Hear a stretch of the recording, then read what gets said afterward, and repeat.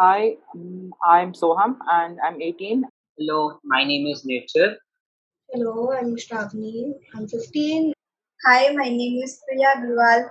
I am 14 years young. Hi, I'm Meera. I am 15. So right now I just started 10th grade and I'm Navya. I am Suhani and I just started ninth grade. And Hi, I'm Janvi Khanna, and today I'm going to talk about how I want my parents to raise me. How to help you understand puberty and to get you to love your body, because so much change is happening in the body at this moment. That's a concern that a few mothers have. Okay, so there's a lot of issues regarding kids not liking their body or not liking their face, partly because they have to listen to comments every day, even though they're under 18, under 20, they're, not in the world yet. But still, the society is judging them, you're too fat, you can't wear this, you're too thin, you can't do that. And it's a really big issue. And most of the times, like not in my case at least, but from what I've heard, there's a lot of family members that do that to their kids too. It's not on purpose, definitely not on purpose, but it still hurts them at some point. Like, you're too thin, you should start eating more. That hurts. Instead, you can maybe tell your teenager that, look, your health is deteriorating, we need to help you get back to where it should be. I'm not asking you to not be thin. I'm not asking you to not be fat. I'm asking you to be fit. There's a difference. They should let the kid always know that the society is wrong. Whatever they're saying, it's wrong. You have to love yourself the way you are, and not let people, whatever people say, come to your mind, like hurt you, because it makes a great impact. What people say is one of the biggest things for kids these days. Like, if I do this, the society is going to call me that. If I do this, the society is going to do this. And parents should keep supporting their child, like, no, this is not going to happen. You need to calm down, you need to start loving yourself. And love yourself, it's important. you know if you don't, whatever society says is going to hurt you. But if you start loving yourself, it's mostly like whatever they say isn't going to make sense to you anymore, because you are perfect the way you are. Wow, that's incredibly touching, incredibly mature of you, Shravani, to say all of those things. Thank you so much for sharing.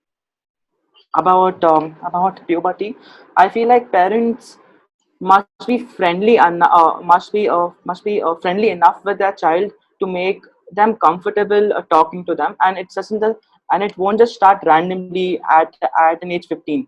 It should be gradual, like when the child is young they should be talking to them about their body and what's going to happen to them, or what is happening to them. And I feel like in India these topics are considered to be taboo to be talked in the family. I think that should be removed. So talking about puberty or sexuality, that all should be encouraged. Uh, and that's going to help the child. It's only to learn more about themselves and not just freak out when stuff is happening to them. Yeah, very true. And prevents people's teenagers seeking information from other unreliable sources. Yes. So yeah, about puberty. So the first thing I want to say is that I was never really comfortable talking to my parents on this subject. But the one thing I knew is that my friends were never going to be, my friends or my seniors were never going to be the reliable source of information, because that is where most of the problem starts happening, when you start listening to people who are of your own age and don't know the entire thing themselves. So better go and search on the internet and learn for yourselves. Of course, now don't read an article on Quora and then take it to be true. Read some journal, read a medical journal, and then understand it. So I think enough sources are available today for children to learn for themselves if they don't want, because considering that India is such a country where this is considered as a taboo. And another thing is that I myself, a few years back, used to have a lot of pimples. So at that point of time, I felt a lot of like societal pressure. Whenever people used to see me, sometimes even teachers, they used to say that, oh my, this cream, maybe use neem, use this blood purifier, blah blah blah. And I was like, why are you telling me this? I don't really want to hear this. And it is a massive blow to your self confidence, and especially for someone like me, because I love to like go for debates, go for plays, go for anything that has public speaking in it. And for me, hurting my confidence in that way is a like a big negative. And my friends too. Now, if teachers do this, then what about not all teachers? There are supportive teachers, but this is the society's like train of thought. And then there are friends. Friends will make fun of you. But as like, thankfully, I went to a doctor. Then I went to a doctor because I understood that there was a problem and this needs to be fixed. So I went to a doctor, and then we found out that it was not, in fact, puberty. It was some vitamin deficiency that was happening.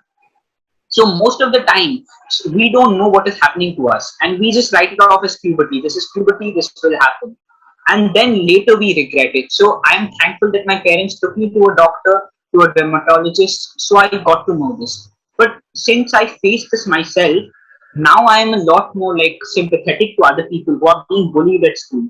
And always, I was always so sympathetic to these people because I was bullied myself at some point of time. So I don't like people bullying other people based on physical appearance, based on many reasons. And some people are just not like us, and we have to accept it. Because when someone hits puberty, there might be many changes, and one of the most like the biggest taboo is sexuality. Somebody might start to express a different sexuality. They might start like expressing things in a different way, and that's perfectly fine. And people don't even want to come out and speak. They don't even come out to their own parents, which is like very alarming. People need to come out and talk to their parents because their parents are the only one who are really there for them. Other people are not there for them. Their friends will listen to them and then tell it to somebody else, and this becomes a classroom gossip or the school gossip. So that's the only thing that children need to understand, that parents are the only person who will really listen to them. Puberty is the stage that every human in the teenager age faces it. How he or she faces it's different. Some face it like being have a good mood, and some like it's a force. But we in this case we should go to a mentor. Like I have a mentor in Soham Life Consultancy, from where I am taking the help of the doctors available there. So this time we should have. And I am really, to be honest, I'm really not comfortable to talk to my parents about it. So I feel very free to talk to my mentors and teachers about anything. So this is what I want to say. That's a fantastic input. It does not have to be the parent. You can have a rapport with any dependable, trustworthy adult. One of the major things that we need to keep in mind is that sex education and also about puberty should be talked about in schools. Like my school does it. It does it every year, but it's not as effective because it's awkward. It gets awkward truly because there's 4 grades that's sitting together and your teacher wants you to answer it. That is truly awkward. But what I believe is that if schools give it to every grade together, because every age is different, and then you put everything together, there's a huge confusion and half of the questions don't get cleared. So if schools give this kind of education every grade, like Yeah, separately. 9th gets it different, 10th gets it different, it will be very helpful for the kids. Since not a lot of kids can go to their parents about it, a perfect mentor will help them. Then, if they want me to understand puberty and love my body, then they can maybe talk with me in a positive attitude. They can say that it is simply a series of natural change that everyone goes through. They should also understand my mood swings. So I'm talking for girls here. When we find out that we have periods and stuff, we start hating it. We start, it's so annoying. Okay, we have cramps, all the bad things. And I'm like, why is our body punishing for something that we are anyways supposed to do? Like, I mean, when I was younger, I had headaches because my problem. I was watching too much TV, but I didn't drink water. Yes, I should get a punishment. But why should I get punishment for something that I haven't done? And I'm not, everybody has to go through it. So maybe I think you can like, you can't help it. So because I used to hate it when I would thinking I can't help it, I can't help it. But then then you start caring because you can't help it. What are you gonna do? There is nothing you can do. But I'm just talking about periods here, nothing else right now, mainly. And did you struggle with the loving your body? Was that a struggle when your body shape started changing or something? It wasn't actually a struggle. It was fun. I'm growing up. It's different. Everything is different. My body shape is changing and stuff. And I would talk to my sister or you about it. So it was nice. And maybe I would just keep some thoughts to myself. It was different. I mean, I don't know about some teenagers who start hating their body when it's changing. But I thought that I was growing up because, well, it happens to everybody. So it's growing up. It's not a struggle. And did the books that you read, did they help? Do you think? Well, yes, that is true. When this adolescent stuff was going on, my mom bought me a book like on periods and stuff, and just a little bit of exposure from school. We used to have different growing up sessions and sex education and stuff.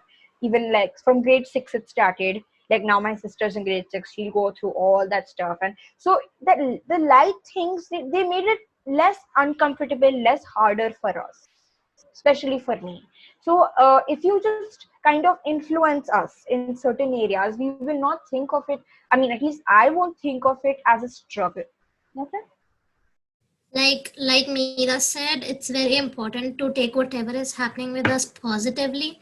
Like she was happy with what was happening, so that should be the main concern. Like we should take it positively.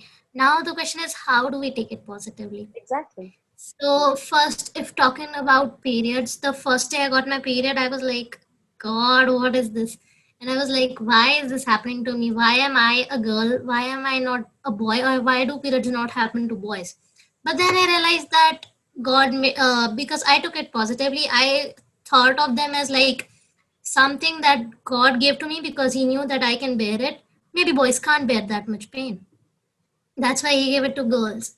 So And what the helped more you switch over? Do you remember why you changed your thinking, or is it just? I changed my thinking because I knew like I'm that kind of person. If I took it positively, I'd accept it. And most people accept it when they take it positively. So I took it positively. And what could help even more is knowing the reason behind why it's happening. If we don't know the reason behind it, like we'd be like, why is this happening? Is it happening to me only? Like if my mother told me why it's happening, she told me that it happens to everybody.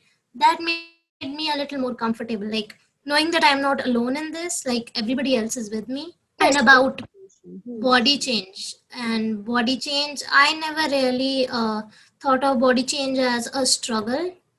I was really happy with my body because like I took it positively. Like, first off, I would have been scared, but like, I told myself that it happens with everybody.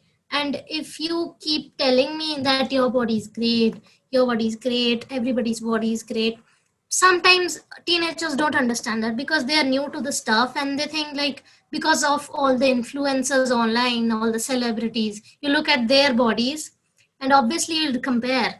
So what we can do is we can think of it like body shape does not really matter. And if it matters, yours is beautiful. And what matters more is the person within. We should realize that. So That these would help us, conversations are okay to have, right? obviously, because uh, I am not defined by my body. Suhani is inside. To be honest, like this is a huge problem from our school and stuff because like guys over there don't know much about periods and like they don't know what's happening much with themselves and they like take it as a taboo topic. So what I personally think is that for both boys and girls, Like they should know each like their own cycle, that starting from an early age, so that when it actually happens to them, they don't get confused or freaked out or whatever. So like I personally think you should like start introducing it to kids at an early age onwards, and then that too in a gentle way, not like suddenly get so that they get scared, or like you can provide websites for it, for about everything that happens, and say that it happens to everyone, it's normal. Like to even like just like these people were saying, like I don't like my periods even though I've had them for a long time, to be honest. So like I saw a TEDx talk on periods, and how a person was saying that like if there were no periods, then there would be no feminism. Like how you're then like I just like thought over it, and I realized that I was a much better person. Like after my periods started coming, I started having more control over my emotions, and I started thinking in a different way. So maybe they're not that bad. Wow, that's an input I hadn't thought about, that we start thinking about things differently when we have our periods. That's beautiful. Thank you for sharing. And also, boys have their own set of problems, Yes. right? So, so I kind of respect that we both have our things. We both, boys and girls, have to do our own things. They have more physical problems, which is kind of sad, and ours. What do you mean with that? By that, do you mean facial hair and all? Everything, voice cracks, facial hair. My sister makes fun of people in my class, online classes, a lot. Really, he's like, this person looks so funny with the mustache, but you can't help it, right? See, so when my mom and other people told me that boys are more unlucky, I was like, I'm luckier. So maybe just a little influence, like Navya said, so Hani said, from outside. Even I said that school and everybody, ultimately they do help us understand what's going on, and at a pretty good age. And so I don't think parents have to do too much, but they should talk about it. They can't be just so random. Like some girl from my class, she didn't know at all. She was totally confused, and we were like, why don't you? Because maybe her mother was too scared, but that didn't benefit her. Even if you're scared, don't be scared. First of all, just go straight and talk about it. Because if you're too scared, your child is going to have a problem. Awesome. Basically, like there are all these debates online: who's more supreme, boys or girls? Who has to bear the most load? So what I think is that they should be taught from early on that both of them have their own problems, and they should be tackled in different ways. Like because once you start talking about who's more supreme, boys and girls, the fight will never end. Honestly. Yeah, that is very true. So for in your mind, you can think that, okay, I'm the luckier one, but we have to allow the boys to think in their mind that they are the luckier one as well. So we not bring a fight. Yeah. They have their own problems. Let everybody be happy with themselves.